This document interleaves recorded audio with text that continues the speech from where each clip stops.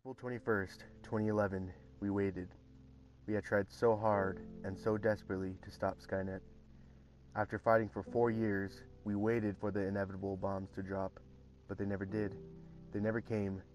Skynet did not come online. Judgment Day never happened. The world was safe. My son's fate was changed. He no longer had the weight of humanity's survival on his shoulders. We were finally free. But then, something happened. Something more horrific than Judgment Day. Than the machines.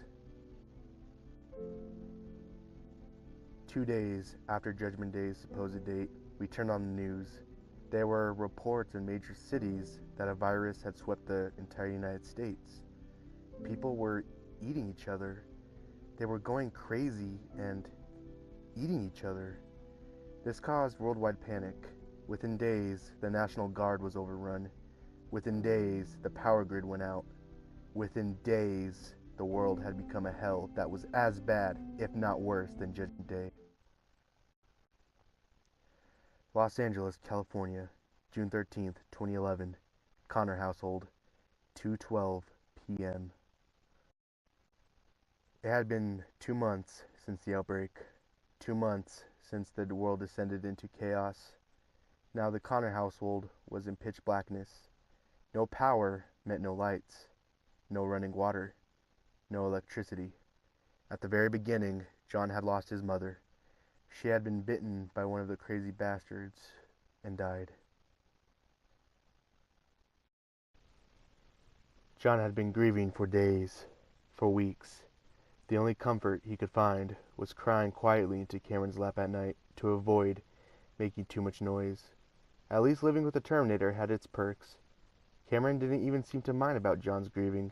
She had remembered when he had explained to her about the notes that people wrote to their loved ones. But a note wasn't going to work this time.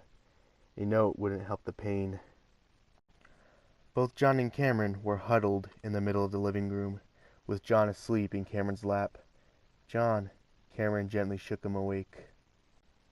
John reluctantly woke up to the soft voice that was calling his name, and rose his head from her lap. His eyes were still red and puffy from crying so much lately. "What?" he asked. "We can't stay here any longer. This isn't a safe location," Cameron said with a soft, serious tone. This made John kind of angry. He did understand Cameron's concern for his safety, but he didn't want to leave the only place that even resembled an actual home to him. This was the place where his mother had died. This was the place where she was buried. "No one is ever safe, Cam," John settled for saying. "With me you are safe, John. I will never let anything happen to you," Cameron persisted. After the world fell, her and John had grown much more closer than before. Even before the car bomb, John and Cameron were always together. "Thank you, Cam," John said meekly, trying to fight off more tears. "For what?" Cameron asked, confused, seeing John failing to not burst into tears once again. "Did I do something wrong?" she wondered. "For staying by my side," John simply explained in a soft tone. "You have no need to even protect me anymore, since I'm no longer the savior of humanity." "Correct, but I'm still your protector. I will not fail my mission," Cameron stated. John nodded and quietly got up off the floor and reached out his hand for Cameron to take. She didn't need any help getting up, but gladly accepted the offer and took his hand. "Where should we go, then? It's probably a terrible idea to stay in L.A." "Yes," Cameron agreed with John's statement. "Los Angeles was a major city and is a hot spot for the dead. We should move east." "Why east?" John asked in confusion. "There's the Center for Disease Control in Atlanta, Georgia," Cameron explained. She had a feeling that the CDC was the place to go. Maybe there was a cure to this whole epidemic? "The CDC? What makes you think that will still be operational?" John asked. "Why did you want to risk everything and travel cross country?" "I don't. I just have a feeling that is a place that we should go," Cameron said truthfully, with a shrug of her shoulders. Feeling. That was still an entirely new concept for John. He knew that she had been different, that she was more than just a machine. But a feeling? Something in your gut that is telling you that you should go cross country? Well, if she is persistent on traveling thousands of miles to try and find a cure, Then I should trust her. All right, John nodded in agreement. When do we leave? Georgia, June 13th, 2011, outside of Atlanta, 8:35 a.m. Was this karma? Was me leaving Sarah, John, and Cameron karma? Now I have no way of contacting them, no way of reaching them. What the hell am I supposed to do? There was a dead still walking around everywhere, and I can't just travel the country to find them. Well, at least the people I'm with are nice. Alex got up off of her sleeping bag and exited her tent, where she was met with the hot, humid air of Georgia raining down on her. Definitely Miss California. Good morning, Alex. Sleep well? A tall man carrying a shotgun greeted as he strolled past her. Good morning, Shane. No, not really. What about you? Alex yawned loudly. I've been mostly guarding the perimeter all night. Definitely don't want any of them geeks catching us by surprise, Shane explained in a southern accent. True. So what's the verdict for today? Alex asked. Verdict? Shane asked, confused. Isn't that supposed to be cop language or something? Alex asked with curiosity. I don't know what kind of cop shows you've been watching, but verdict ain't part of my vocabulary, Shane chuckled. Alex just waved him off and continued to walk through camp, where she approached the RV, seeing Dale looking in the distance with his binoculars. Hey, Dale! Where's Glenn? She asked. He said he'd be down by the lake. Why? Dale informed, looking down from his binoculars. Alex had practically been one of the newest members of the group, ever since Glenn had found her trying to escape Atlanta a couple of weeks back. I just need to give him a list of what I need. All right, I won't keep you, Dale said with a smile. With that, Alex walked away from camp and down the trail that led to the small lake. Alex took in the beautiful sight of the lake. The water was a bright shade of blue, with a rock cliffside in the background. It was a sight that almost made you forget about the horrors that lied outside the camp. Alex scanned the whole area, trying to find where Glenn was located. She didn't have to look very hard and saw him crouched down by the lake, trying to wash his baseball cap. Hey, Glenn, Alex greeted, which surprised Glenn, making him jump and fall into the lake. Shit, sorry, Alex said apologetically and ran to his aid. Don't do that! It's bad enough we have geeks to worry about, Glenn sneered, but accepted Alex's hand. Whoa! You have some upper body strength, Glenn said in complete surprise as he was hoisted up into the air like he was a feather. I work out, Alex simply said, which was a total lie. You can't just go around telling people that you are half cyborg, half human, that is from another alternative future where machines have taken over the world. Probably sounds even more stupid if you say it out loud. Remind me not to get on your bad side then, Glenn chuckled. So, what do you need? Do you think you could be on the lookout for any of these things while you're in the city? Alex asked, handing him a slip of folded notebook paper. Glenn opened it and read the contents that were written with a pen. Why do you need all of this? Glenn asked, pointing at the paper. Shane's CB radio sucks ass, so I thought I'd modify it, Alex simply explained. And you know how to do that? Glenn asked, very confused. I'm pretty skilled with electronics. If I could, I would have built a plasma rifle by now, Alex smirked at her mental remark. Well, I'll definitely be on the lookout for these then, Glenn said, stuffing the piece of paper into his pocket, completely forgotten that his jeans were soaked from falling into the lake. Alex didn't take notice and turned on her heels, walking away from Glenn. He was a nice guy. It's possible he even has a little crush on me. At least that's what Dale says. I just really hope he can get those supplies. I need to find a way to contact Sarah, John, and Cameron, and Shane's police radio is the only hope I have. If Cameron is smart enough to carry a communication device, that is. As Alex walked up the trail, back to camp, the sound of twigs breaking instantly caught her attention. Alex immediately turned into full Terminator mode, as she likes to call it, and pulled out her SIG P226 sour from the waistband of her jeans. Alex, Dale, and Andrea, and Shane were the only ones in the camp that even carry firearms. This made protecting everyone much harder. Alex aimed her handgun into the brush, where the sounds of twigs breaking and the crunching of dead leaves became more frequent. She pulled back the hammer of the gun and had her finger gently squeezing the trigger, ready to fire what would appear from the brush. Alex released her grip on the trigger when she saw two men walk out of the heavy vegetation, completely oblivious to her actions. Why don't you point that gun at someone else? The younger-looking man said with a pissed-off tone. He was carrying a rope that had 4 small animals tied to it and carried a hunting crossbow on his back. Well, how about you take the trail next time? You know, like sane people do, Alex said mockingly as she put her gun back to its previous location. I think Sugar Tits is getting snappy with us, little brother, the older man said as he got closer to Alex. He had a giant grin on his face as he looked up and down at her figure. Alex knew what he was after, and it made her sick. Only if they knew what I was. Go to hell, Merle, she gritted her teeth. Merle just got closer, until he was within away inches from Alex's face. Hell? We already in hell. Alex didn't flinch from this, however, and just continued to glare daggers at him. Come on, she ain't worth it, the younger one said, and started walking up the trail. Merle just gave Alex another glance before he reluctantly followed suit. Alex just stood there for a long moment. Just some assholes, she thought. I wish John and Sarah were here. Hell, even Cameron would be better company than the people here. At least some of them had one thing, though. Hope.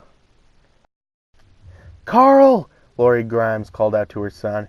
She had become accustomed to his random disappearances, but that didn't stop her from worrying about her son. Carl! She called out again. Laurie frantically searched the whole camp, trying to find her son, but coming up completely blank. Some other I am. As she kept walking around the camp, searching for her son, Laurie accidentally bumped into Shane. Oof! Sorry, Shane, Laurie said apologetically. It's fine. Let me guess. Carl ran off again? Shane asked, already knowing the answer. Yeah, he just always does it, even when I tell him not to, Laurie said with a frustrated tone. Shane just smiled.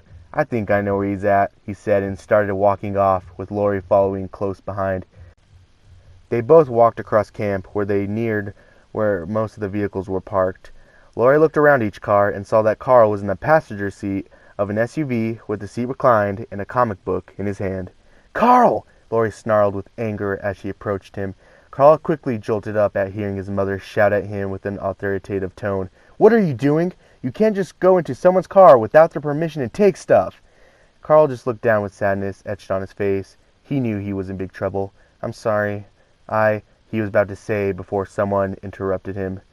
Hey guys, what's going on? Alex greeted as she quickly approached them. Is this your car? Laurie asked Alex, motioning at the SUV with her head. It is.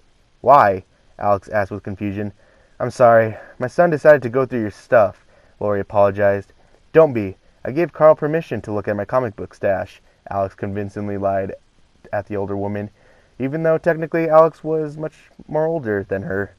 Laurie turned her attention back to Carl. Is this true? Carl just nods in agreement. Well, if there is no harm then. But you're still in trouble for not answering me, Laurie said and walked away. When she was out of hearing distance, Alex slowly approached Carl and knelt down next to him.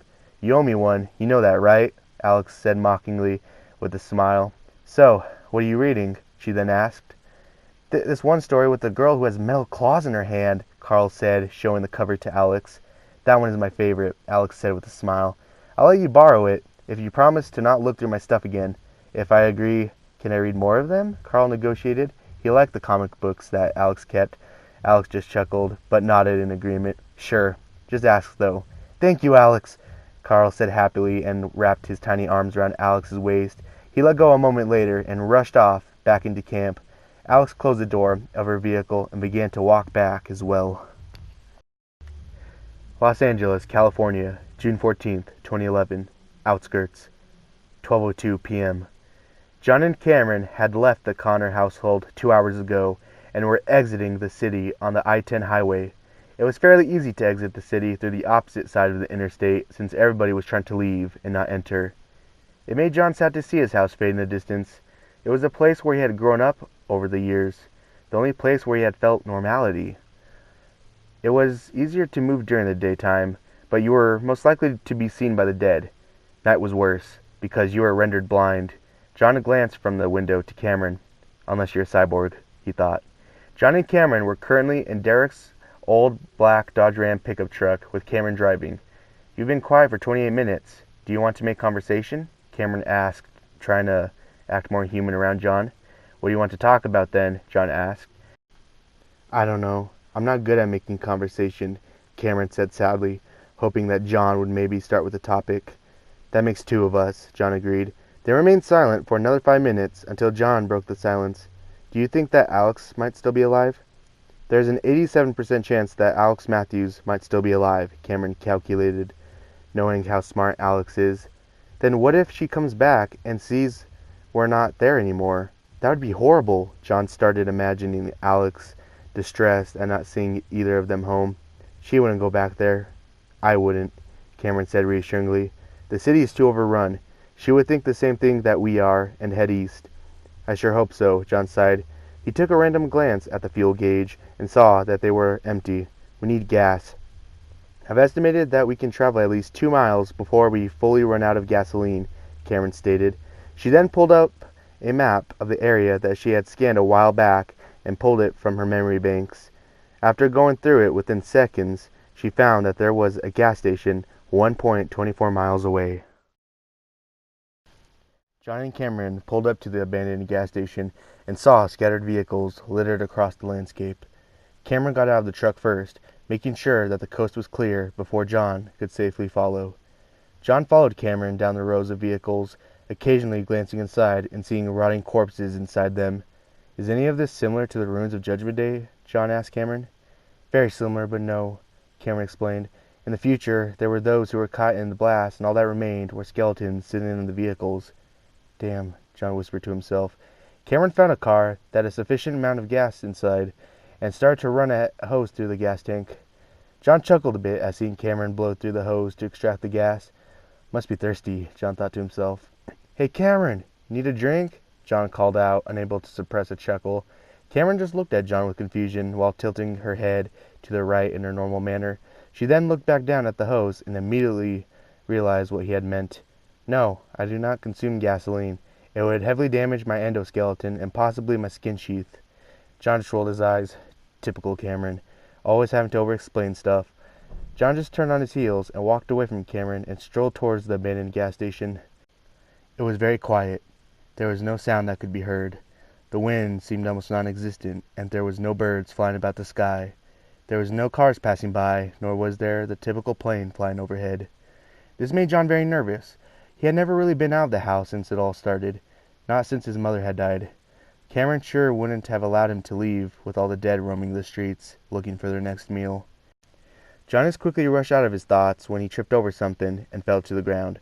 It took a second for John to get his bearings, but he soon realized that he had tripped over a corpse that had half of its body missing. The stench alone made John want to vomit, but he managed to get a hold of himself. He shrugged it off and got up off of the asphalt, but felt something grab and take hold of his ankle. He then looked down to see what it was and immediately started to panic. It was one of them. John tried to kick it away, but stumbled back onto the ground, and allowing the crawling corpse to crawl on top of him. John started to scream in panic. He had attempted to push it off him, but it was too strong and wouldn't let him go. The corpse forced its way closer to John, with it growling nonstop and clamping its teeth together, making a clicking sound. John thought that this was it. He was going to die like his mother had. He was going to be torn apart and eaten alive. Now, because of his own stupid actions, he was going to leave Cameron alone in this world. She wouldn't have a reason to exist, and probably would shut down. Before John could even process another thought, a hand grabbed the corpse by the shoulder and pulls it off of John. John watched as Cameron threw the corpse to the side like it was nothing, with it landing on one of the scattered vehicles. Thanks, John said sheepishly, and got up off of the ground. You should have stayed right by my side, Cameron scowled at John, which made him a bit nervous. You could have died. I'm sorry, Cam. I guess I got distracted, John said pathetically. Distracted is what gets you killed, Cameron said with a serious look still engraved on her face. John could have sworn he detected a hint of worry in her voice, but dismissed it for now. He would be sure to ask Cameron later. The two are interrupted from their staring contest when they hear a loud crash inside the abandoned gas station. What was that? John asked with fear. I don't know. Stay close to me, she ordered, and raised her Glock 17 handgun. They both slowly but surely made their way to the entrance of the gas station and saw only darkness. Well, that was about all that John could see. Cameron, on the other hand, had night vision, so she was set if they were attacked by a man, machine, or the undead. What do you see? John asked in a hushed tone. Nothing yet, Cameron replied simply. They continued to walk down the aisle to the counter where Cameron noticed a small heat signature hiding behind. I see something, she then informed. Cameron slowly walked around the counter with her gun still pointed at the potential threat until she got a good look at who was hiding. It was a little girl. She looked like she was barely in her preteens. She had very tangled red hair that was tied in a ponytail. She looked afraid. Cameron ran a quick scan through her database and found the identity of the small child. It was Savannah Weaver. It was the girl that they had saved from a TAAA attack 3 years ago. But how was she here? What were the chances that they would even find her the way things now were? Cameron heard the click of a gun behind her and quickly went into full Terminator mode, jolting with incredible speeds and aimed at the threat behind her. But thanks to John and Alex's teachings, she had learned to first evaluate her threat before termination. She turned around to find another familiar face. Former FBI agent James Ellison. Again, what were the odds? Cameron? James said with disbelief, showing a bright smile at the side of the cyborg, despite her trying to kill him at least a couple of times. John came rushing over to them when he heard Ellison call out Cameron's name. John was also surprised to see the man. Ellison, it's nice to see you again. Likewise, John. Ellison lowered his weapon and reached out his hand to shake John's. John accepted the gesture and gave the former agent a firm shake. The four were now sitting inside the gas station, conversing to one another about what had happened. They shared many theories as to what it could be, but were still confused as to what it was. So, it's not Skynet? Not Judgment Day? Ellison asked John and Cameron. Both shook their heads in disagreement. No, this is something way different, John explained. From what I understand, the virus is unlike anything that had been used in the future. This infects the victim. The victim suffers deadly side effects to the bacteria, and the victim dies, Cameron said, going into deep explanation as to what this is. She had spent weeks studying the dead from a distance. But they don't die. They come back, Ellison said, unconvinced. They are dead. I conducted scans on them, and they are indeed showing extreme signs of decomposition, Cameron stated. What are you guys even doing here, anyway? Where's Weaver? John asked, changing the subject. When shit hit the fan, she just disappeared, Ellison explained. Me and Savannah have been trying to get out of the city for weeks. We safely got out, but have been hiding here ever since. That is a smart strategic move. The cities seem to be the worst places to be in. Bigger population rate means more roamers, Cameron agreed. Roamers? John looked at her with a confused expression. That's what I thought we should call them, unless you think calling them corpses or dead bastards is sufficient enough, Cameron pointed out. Usually she is always the more logical one, but roamers does sound pretty badass. Okay, roamers it is, he accepted. Cameron just smirked and turned her attention back to Ellison. We need to leave, she said, and walked away, grabbing John by the wrist and dragging him along with her. Wait! Ellison shouted out. Cameron stopped walking, but kept her back turned to them. Can we come with you? Ellison asked.